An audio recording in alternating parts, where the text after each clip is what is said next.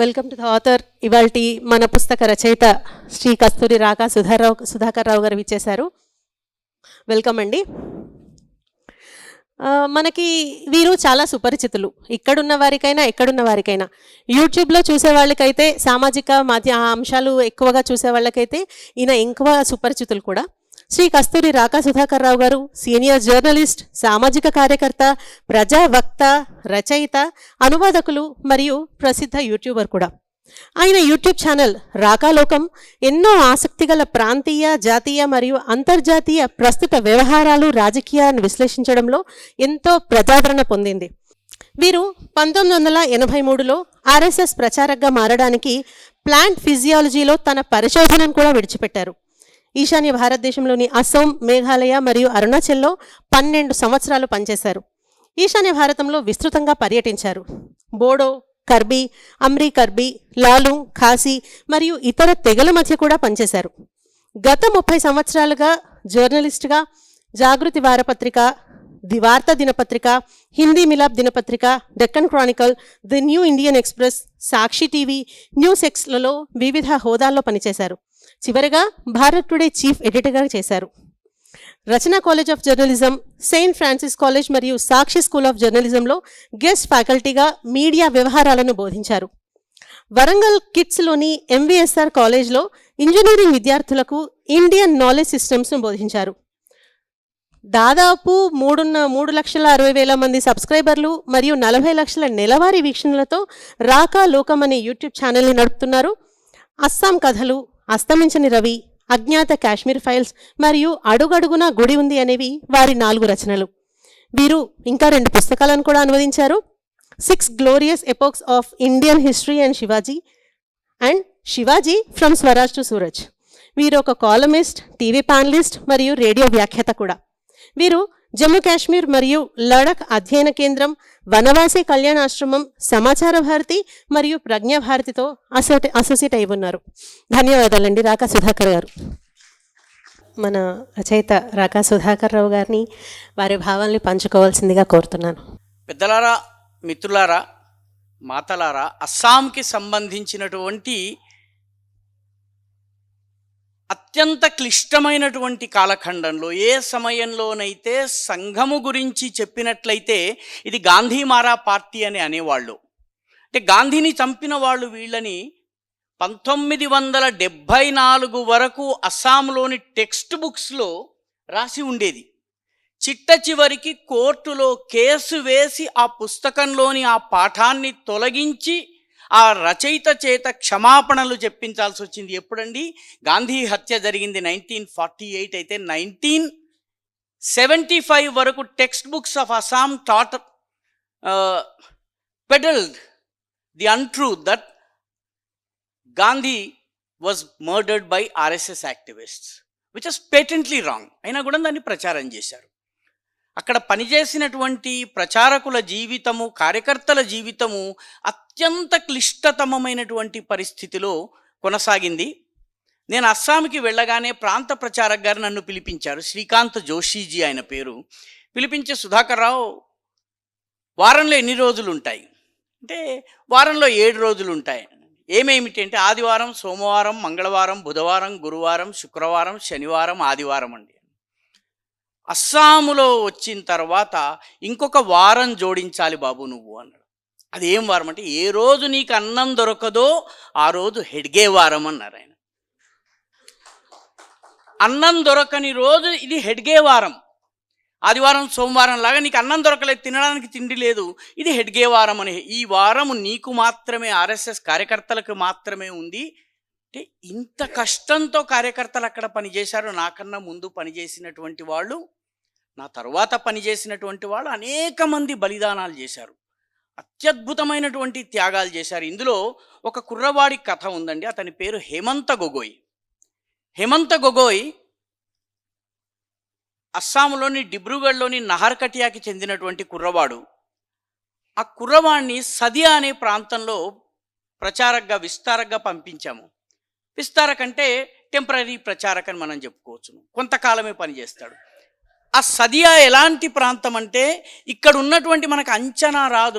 మూడు వైపులా బ్రహ్మపుత్ర ఉండి అటువైపు అరుణాచల్ ప్రదేశ్ కొండలు ఉన్నటువంటి ప్రాంతము ఈ సదియా ప్రాంతము. సదియా వెళ్ళాలన్నట్టయితే డుమ్డుమా అనే ప్రాంతంలో మీరు అక్కడ దిగి అక్కడ భోజనం చేసి అక్కడ పడవ కోసం వెయిట్ చేసి ఆ పడవ ఒక 2 కిలోమీటర్లు ఇసుకలో నడిచిన తరువాత పడవ ఉంటుంది. ఆ పడవలో 2 గంటల పాటు ప్రయాణం చేసిన తరువాత మీరు అటు తీరం చేరుతారు. అక్కడ ఒక 2 కిలోమీటర్లు ఇసుకలో నడిచిన తరువాత మీరు అక్కడ మీకు ఆటోలు దొరుకుతాయి. ఆటోలతో మీరు వెళ్ళవలసిన ప్రాంతానికి వెళ్ళవచ్చు. ఇటువంటి ప్రాంతంలో పనిచేస్తున్నటువంటి కార్యకర్త మీద ఉల్ఫా ఉగ్రవాదులు, United liberation front of Assam ఉగ్రవాదులు కాల్పులు జరిపారు. కాల్పులు జరిపిన తరువాత అతను వాళ్ళని చేజ్ చేశాడండి. చేజ్ చేస్తే ఒక ఉగ్రవాది చెప్పులు వదిలేసేసి గన్ను వదిలేసేసి పొలాల్లో పడి పారిపోతే ఇంకొకడు సైకిల్ తిప్పుకోవడానికి టైం లేక సైకిల్ వదిలి పారిపోయాడు. మూడవ వాడి చేతిలో తుపాకీ ఉంది కానీ కాల్చడానికి సాహసించలేదు. హేమంత్ దాదాపు ఒక ఫర్లాంగ్ దాకా పరిగెత్తిన తర్వాత ఎవరో అన్నారు, హేమంత్ రక్తం కారుతోంది అనగానే రక్తాన్ని చూసుకున్నాడు. రక్తాన్ని చూసిన తర్వాత కళ్ళు తిరిగి పడిపోయాడు. హాస్పిటల్లో కళ్ళు తెరవగానే అందరినీ పిలవడం మొదలుపెట్టాడు. నువ్వు ఫలానా వీధిలో బంద్ చేయి, అక్కడ బంద్ చేయి, ఇక్కడ బస్సులు నాపే, అక్కడ అది చేయి.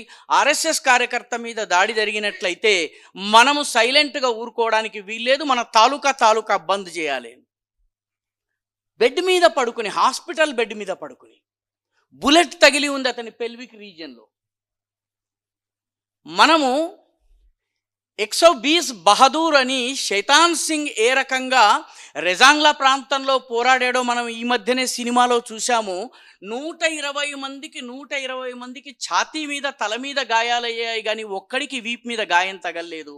వాళ్లతో సమానమైనటువంటి త్యాగాన్ని, సాహసాన్ని హేమంత్ గొగోయ్ ప్రదర్శించాడు. మిత్రులారా, ఈరోజు కూడా హేమంత్ యాక్టివ్గా సంఘ కార్యాన్ని చేస్తున్నాడు.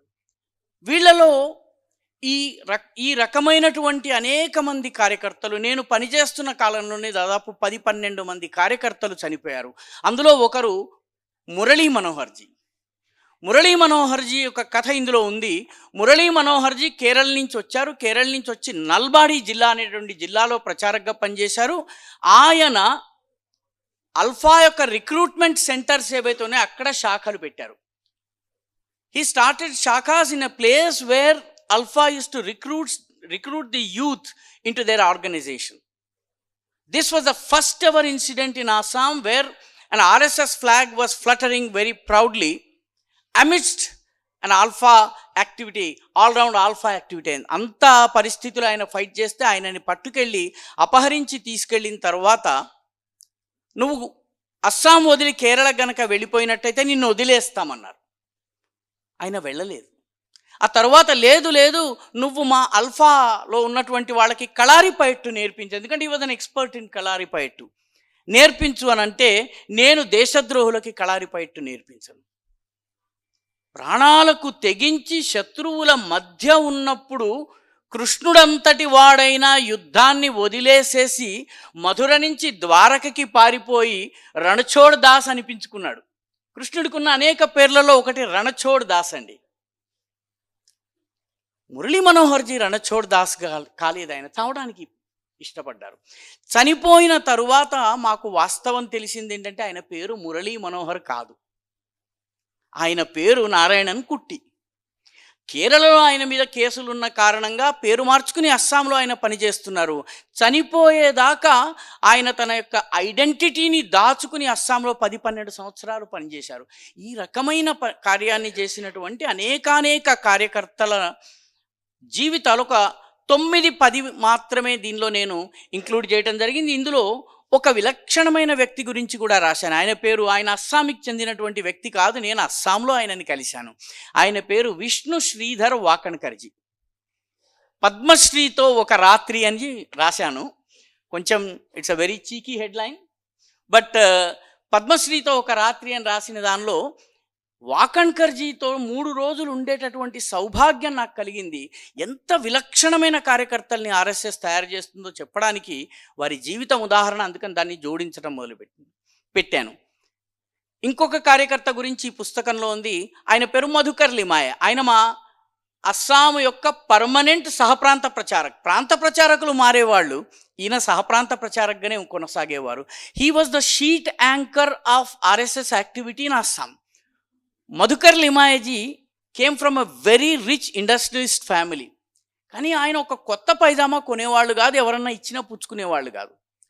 పైజామా చినిగిపోతే ఏం చేస్తారు మధుజీ అంటే, పైజామా చినిగిపోతే నేను 4 సంచుల్ని కుట్టుకుంటాను, ఈ నాడాతోటి చేతులతో పట్టుకునేది తయారు చేసుకుంటాను అనేవాడు. నేను అన్నాను, పోనీ సంచులు చినిగిపోతే ఏం చేస్తారంటే, నేను 8 కర్చీఫ్లు తయారు చేసుకుంటానయ్యా అన్నాడు. అన్న, ఎందుకు మీరు 8 కర్చీఫ్లు 4 సంచులు తయారు చేసుకుంటారు, సంఘం దగ్గర డబ్బులు లేవా అంటే, ఈ డబ్బు ఏ డబ్బుతోటైతే మనం పని చేస్తున్నామో ఇది స్వయం సేవకుని యొక్క తపస్సు ద్వారా వచ్చింది, కాబట్టి మనం ఖర్చు చేయడానికి వీల్లేదు. ఈ భావనతో ఆయన పనిచేశారు. అంటే ఇటువంటి కార్యకర్తల జీవితాలని కేవలం 12 మంది కార్యకర్తల జీవితాలని ఈ పుస్తకంలో ఇవ్వడం జరిగింది. దానితో పాటు ఎండ్లో అస్సాంలో అసలు పరిస్థితులు ఎలా ఉంటాయి చెప్పేందుకు ఒక అనుబంధం, ఒక చాప్టర్ ఇవ్వడం జరిగింది. అస్సాం యొక్క పరిస్థితులు, అక్కడ ఆర్ఎస్ఎస్ పని ఎలా పెరిగింది అన్నది ఒక 15-20 పేజీల అనుబంధం ఉంది. మిత్రులారా, అస్సాంకి సంబంధించి ఎంతసేపు అయినా మాట్లాడవచ్చును. అస్సామీ భాష, ఇందాక మిత్రుడు అస్సామియా పాట పాడాడు. ఆయ్ అన్నారు. ఆయ్ అంటే తల్లి. మరాఠీ భాషలో కూడా ఆయ్ అంటే తల్లి. సో అస్సాములో ఏ భాష ఉందో ఆ భాష మాగధీ ప్రాకృతం నుంచి వచ్చింది కాబట్టి భోజ్పూర్, బెంగాల్, ఒరిస్సా అండ్ మైథిలి, ఈ 4 భాషలు, నేపాలీ అండ్ అస్సామీస్, 7 భాషలు కూడా they come from the same family stock. So if you know one of these languages you will know all the 7 other languages. అది దాని ప్రత్యేకత. అసమియా గురించి చాలా ప్రత్యేకంగా చెప్పేది ఏంటంటే, వాళ్ళు సాని ఉచ్చరించరండి. సాని హా అని ఉచ్చరిస్తారు. బెంగాలీలు షా అని ఉచ్చరిస్తారు. వాళ్ళు వర్ణ సంకరము అంటే వర్ణ శంకరము అని చదివేస్తారు బెంగాలీలు. ఎందుకంటే బెంగాలీలో సాకి బదులు షా ఉంటుంది. అస్సామియాలో సాని హ అని ప్రొనౌన్స్ చేస్తారు. ఎలాగైతే ఇరానియన్స్ సప్త సింధుని హప్త హిందూ అంటారు, అక్కడి నుంచి హఫ్తా అన్న పదం వచ్చిందో, అలాగే అస్సామియాలో సత్య అని ఉందనుకోండి, దాన్ని హత్యో అంటారనమాట. అది వినడానికి ఎలా ఉంటుందంటే, ఆయన పేరు సత్యనారాయణ అంటే ఆయన పేరు హత్యనారాయణ అన్నట్టుగా ఉంటుందన్నమాట. చాలాసార్లు అందుకనే అక్కడ చెప్తారు సంస్కృతంలో, ఆశీర్వాదం నా గృహీణాం కామరూప నివాసినాం. కామరూపలో ఉన్నటువంటి బ్రాహ్మణుల దగ్గర నుంచి ఎప్పుడు ఆశీర్వాదం తీసుకోవద్దట. ఎందుకంటే శతాయురితి వక్తవ్యం శతాయురితి చింతతే హతాయురితి వక్తతే అనమాట. వాడు శతాయుష్మాన్ భవ అంటే హతాయుష్మాన్ భవ అంటాడనమాట. కాబట్టి అసమియా వాడి దగ్గర ఎప్పుడు ఆశీర్వాదం తీసుకోవద్దని చెప్తారు. కానీ ఈ అస్సాం భూమికి మనకి ఎంత సంబంధం ఉన్నదో మనకి తెలియదు. దురదృష్టవశాత్తు ఆ కథ మనకి చెప్పలేదు. 17 సార్లు అస్సాం పైన ముస్లిం పాలకులు దాడులు చేస్తే 17 సార్లు కూడాను వాళ్ళని పరాజయం పాలు చేసి పంపించిన ఏకైక జాతి అసమియా జాతి. 1306వ సంవత్సరంలో బఖ్తియార్ ఖిల్జీ నలందాను సంపూర్ణంగా ధ్వంసం చేసి 3 నెలల పాటు నలందాలో ఉన్నటువంటి పుస్తకాలు తగలబడడానికి కారణమైనటువంటి బఖ్తియార్ ఖిల్జీ అస్సాం మీద దాడి చేయడానికి వచ్చాడు. అస్సాములో బ్రహ్మపుత్ర ఒడ్డు దగ్గర అప్పటి రాజైనటువంటి మహారాజా పృథు మొత్తము ముస్లిం సైన్యాలని సర్వనాశనం చేశాడు. వెనక్కి వెళ్ళి వార్త చెప్పడానికి ఒకడు మిగలలేదు. దానిని అక్కడ ఒక శిలాశాసనం చెక్కారండి. ఆ శిలాశాసనం ఇప్పటికీ కూడా ఉంది. ఆ శిలాశాసనం వాస్తవానికి భారతదేశంలోని ప్రతి వ్యక్తి చదవాలి, ప్రతి వ్యక్తి తెలుసుకోవాలి. లెఫ్టినెంట్ జనరల్ ఎస్కే సిన్హా గవర్నర్గా ఉన్న సమయంలో ఆ శిలాశాసనాన్ని డెవలప్ చేసి ఆ ప్రాంతాన్నంతా కూడాను ఒక దర్శనీయ స్థలంగా డెవలప్ చేశారు. ఎందుకంటే ఆయన ఒక సైనికుడు కాబట్టి ఆ విజయం యొక్క గొప్పతనం ఆయనకి తెలుసును. అందులో చెప్తాడనమాట, శాకే తురగ యుగ్మేశ మధుమాస త్రయోదశే కామరూపం సమాగత్య, కామరూపానికి వచ్చిన తరువాత తురుష్క క్షయమాయు, తురుష్క క్షయమాయు అన్నటువంటి దాన్ని అక్కడి సమాజము మర్చిపోయింది, యావత్ దేశానికి తెలియదు. అక్కడి ప్రజలు ఆ శిలాశాసనాన్ని ఏమంటారు తెలిసినండి? కానాయి బరోహి బువా శిలాలేఖ్ అంటారు. హిల్ అంటే మళ్ళీ శిల్ అని అర్థం అనమాట. ఇందాక నేను చెప్పాను కదా సాహా అవుతుందని. కానాయ్ అంటే ఎవరు? కానాయ్ అనేటటువంటి ఒక వ్యక్తి చేపలు పట్టుకునేందుకు కూర్చునే బండరాయి అని చెప్పేవాళ్ళు. అంటే అస్సామే మర్చిపోయింది ఆయన గురించి. అటువంటి వ్యక్తి గురించి మిగతా దేశానికి ఎలా తెలుస్తుంది? అస్సాములో 15వ శతాబ్దంలో మహాపురుష శ్రీమంత శంకరదేవ్ అనే ఆయన ఆవిర్భవించిన తరువాత 120 సంవత్సరాలు జీవించి 2 సార్లు యావత్ భారతదేశాన్ని సందర్శించి రామాయణ మహాభారత భాగవతాలకు సంబంధించినటువంటి నాటకాలను రచించి వాటిని ప్రదర్శించే ప్రక్రియను నేర్పించి గీతాలను నేర్పించి ఆయన ధార్మిక జాగృతిని తీసుకొచ్చారు. భాగవతాన్ని అనువాదం చేసినప్పుడు భాగవతంలో చెప్తారు, మన భాగవతంలో ఒక శ్లోకం ఉంది, పులిందాంధ్ర పుల్కోశ, ఈ రకంగా అనేకానేక జాతులందరినీ కూడాను హరినామాన్ని ఉచ్చరించేలాగా చేయాలి అని చెప్పి ఒక ఆదేశము దేవుడు ఇస్తాడు. దాన్ని అసమ్యాలో అనువాదం చేస్తారు. కిరాట, కొసారి, ఖాసీ, గారో, మిరి, జబన, కంక, గోవాల్, అహమ, ములక, రజక, తురక, కమర, మేచ, చండాలు, వీళ్ళందరినీ కలుపండి. అందులో తురక కూడా ఉందండి. అసమ, ములక, రజక, తురక, వీళ్ళని కూడా అనోజతనర ఉన్న వాళ్ళందరినీ తీసుకొచ్చి, ప్రజలందరినీ తీసుకొచ్చి కృష్ణ హేబాకర, కృష్ణుని యొక్క సేవ చేయండి, సంగత పవిత్ర హోయ్ అని చెప్తారన్నమాట. భాగవతంలో ఉన్న శ్లోకాన్ని అసమ్యాలో అనువాదం ఈ రకంగా చేశారు. కాబట్టి అస్సాం భారతదేశంలో అవిభాజ్య అంతర్భాగం. అందుకే శంకరదేవ్ వాళ్ళ యొక్క ధర్మగురువు ఆయన అక్కడ ప్రజలందరూ రోజు కలుసుకోవడానికి నామఘర్ ఏర్పాటు చేశారు. వివాదాలను తీర్చుకోవడానికి అక్కడ ఉన్నటువంటి స్థానిక వ్యవస్థల్ని ఏర్పాటు చేశారు. ధర్మ ప్రచారానికి సత్రాధికారులు, మనకి ప్రచారకులు ఎలా ఉన్నారో అలాంటి ధర్మాధికారుల్ని ఏర్పాటు చేశారు. దానివల్ల అస్సాంలో ఉన్నటువంటి ప్రజలు హాయిగా బ్రతుకుతున్నారు. రాష్ట్రీయ స్వయం సేవక సంఘం యొక్క కార్యకర్తల ప్రయత్నాల వల్ల, బలిదానాల వల్ల ఈరోజు అస్సాం కాపాడబడింది. మనలో ఎంతమందికి తెలుసు 1947లో ఆంగ్లేయులు పశ్చిమాన ఉన్నటువంటి ప్రాంతాలు పశ్చిమ పాకిస్తాన్కి, తూర్పున ఉన్న ప్రాంతాలు తూర్పు పాకిస్తాన్కి రావాలని మ్యాప్ గీసినప్పుడు అస్సాం ప్రాంతాన్ని బంగ్లాదేశ్లో కలిపి బంగ్లాదేశ్లో అంతర్భాగంగా చేయడానికి వాళ్ళు పథకం వేశారు. ఆ సమయంలో ఒక వ్యక్తి అడ్డం పడ్డాడు. ఆయన పేరు గోపీనాథ్ బోర్డులే. ఆయన అస్సాం ప్రధానమంత్రిగా ఉండేవారు. ఆయనకి వాజ్పేయి గారి సమయంలో భారతరత్న ఇచ్చారు. ఆయన మిగతా రాష్ట్రాల్లో కాంగ్రెస్ ముఖ్యమంత్రులు రాజీనామా చేస్తే గోపీనాథ్ బోర్డులే అన్నాడు, నేను నా అస్సాంని కాపాడుకునేందుకు నేను రాజీనామా చేయనని గాంధీ గారిని ఒప్పించి రాజీనామా చేయకుండా ఆయన నిలబడ్డాడు.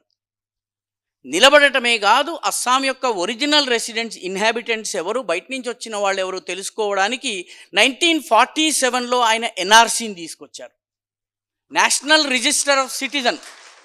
It was published in 1951. By that time Gopinath Bordoloi passed away. The next chief minister Bishnuram Medhi దాన్ని ఇనాగరేట్ చేశారు.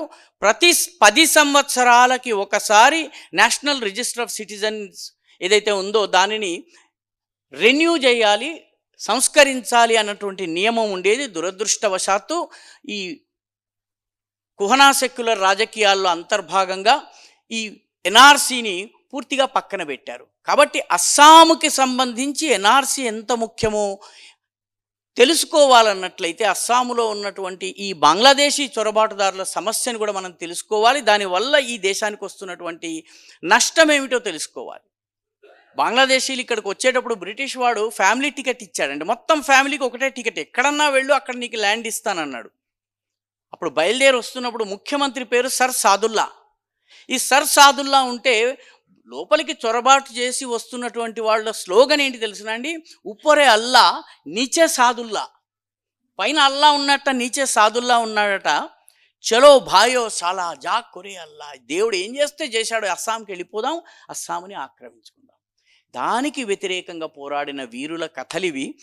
ఇవి ముఖ్యంగా రాష్ట్రీయ స్వయంసేవక సంఘం యొక్క కార్యకర్తలు చాలా తొందరగా రిలేట్ చేసుకోగలరు. కానీ మిగతా సమాజం కూడా దీన్ని చదివినట్లయితే అసలు అస్సాంలో ఉన్నటువంటి పరిస్థితులకు సంబంధించిన ఒక ప్రాథమిక అవగాహన మనకి లభిస్తుంది.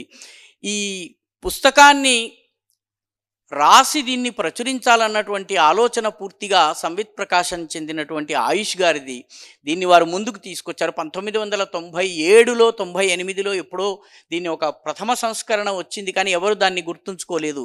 మళ్ళీ దాన్ని తవ్వకాల్లోంచి వెలికి తీసి ఇచ్చారు ఆయుష్ గారు. వారికి ధన్యవాదాలు. సంవిత్ ప్రకాశన్ వారికి కూడా ధన్యవాదాలు.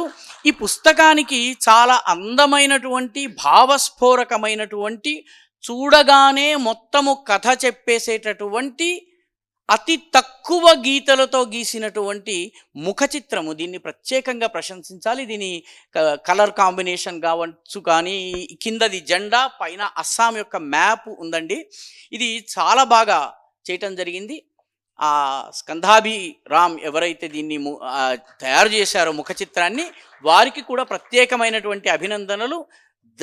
ఈ పుస్తకం గనక కొనుగోలైతే ఈ ముఖ చిత్రం వల్ల కొనుగోలు అవుతుంది, దీనిలో ఉన్నటువంటి బొమ్మల వల్ల కొనుగోలు అవుతుంది. మీకు ఏమాత్రము నచ్చినా మీరు వీటి నుంచి రాతల్లోకి వెళ్తారు.